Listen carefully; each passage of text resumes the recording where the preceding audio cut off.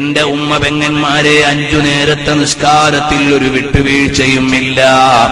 അത് കല്യാണത്തിലാണെങ്കിലും ഇല്ല, അത് മകളുടെ കല്യാണത്തിനാണെങ്കിലും ഇല്ല, നിന്റെ കല്യാണത്തിനാണെങ്കിലും ഇല്ല. പ്രിയപ്പെട്ട പെങ്ങളെ,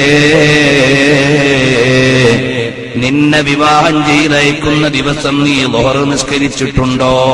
നീ അസ്ർ നിസ്കരിച്ചിട്ടുണ്ടോ? മഗ്രിബ് നിസ്കരിച്ചിട്ടുണ്ടോ? നീ രാവിലെ തന്നെ ഉടുത്തൊരുങ്ങി ആമിന ഓഡിറ്റോറിയത്തിലോ പരിസരത്തേതെങ്കിലും ഒരു ഓഡിറ്റോറിയത്തിലോ പൊതുദർശനത്തിന് നിന്നെ കൊണ്ടുവച്ചതല്ലേ രാവിലെ തന്നെ? എന്നിട്ട് ദർശനമെല്ലാം കഴിഞ്ഞ് ഉച്ചക്കോ വൈകുന്നേരമോ നീ മണവാളന്റെ കൈപിടിച്ച് പുതിയ ജീവിതത്തിലേക്ക് പോയില്ലേ മോളെ? ആ സമയത്ത് നിന്റെ ളുഹർ നിസ്കാരം മറന്നില്ലേ പെങ്ങളെ? അസ്ർ നിസ്കാരം കളഞ്ഞില്ലേ പെങ്ങളെ? മഗ്രിബ് നിസ്കാരം ഒഴിവാക്കിയില്ലേ മോളെ? നീ പുതിയൊരു ജീവിതത്തിലേക്ക് കടന്നപ്പോ നിസ്കാരം ഖളാക്കിയിട്ട് കടന്നാൽ ആ ജീവിതത്തിന് ബറക്കത്തുണ്ടോ?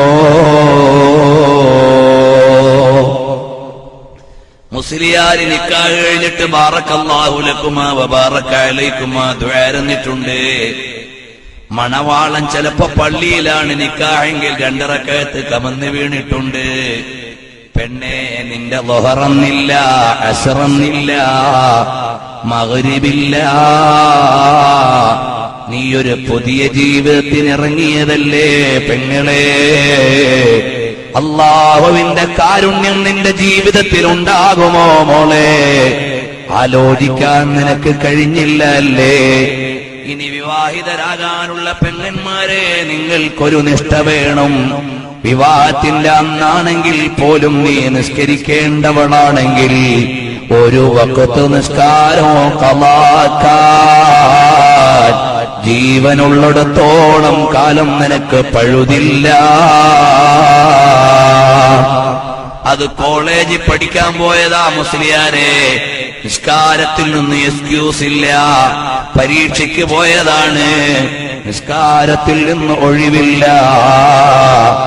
ഇന്ന് വലിയ വലിയ സ്റ്റാൻഡേർഡ് സ്കൂളുകളിൽ കൊല്ലം ടൗണിലും തിരുവനന്തപുരത്തുമൊക്കെ പഠിക്കുന്ന നമ്മുടെ മക്കളില്ലേ, അവര് നിസ്കാരം ഖളാക്കുന്നില്ലേ? വാപ്പമാരെ, നിങ്ങൾ കുറ്റവാളികളാണ്. നിങ്ങൾ കൊഴിഞ്ഞു മാറാൻ പറ്റൂല. നിങ്ങളുടെ മകന് ളുഹർ നിസ്കാരമില്ല, അസ്ർ നിസ്കാരമില്ല, വെള്ളിയാഴ്ച ജുമുഅ പോലും ഇല്ലാത്ത വിദ്യാലയത്തിൽ വിട്ടിട്ട് എന്റെ മോൻ വലിയ ആളാകാൻ കാത്തിരിക്കുന്ന വാപ്പാ, നിങ്ങളെ പടച്ചവന്റെ കോടതിയിൽ പ്രതിക്കൂട്ടിലാണ്. എന്നെ ഇഷ്ടപ്പെട്ടാലും ഇല്ലെങ്കിലും, അഥവാ ഈ പ്രമേയത്തെ നിങ്ങൾ താല്പര്യപ്പെട്ടാലും ഇല്ലെങ്കിലും, വസ്തുത ഇങ്ങനെയാണ്, യാഥാർത്ഥ്യം ഇങ്ങനെയാണ്. അല്ലാഹുവിന്റെ ഹബീബ് ബശീറൻ വനദീറാ വദാഇയൻ ഇലല്ലാഹി ബിഇദ്നിഹി വസിറാജൻ മുനീറാ.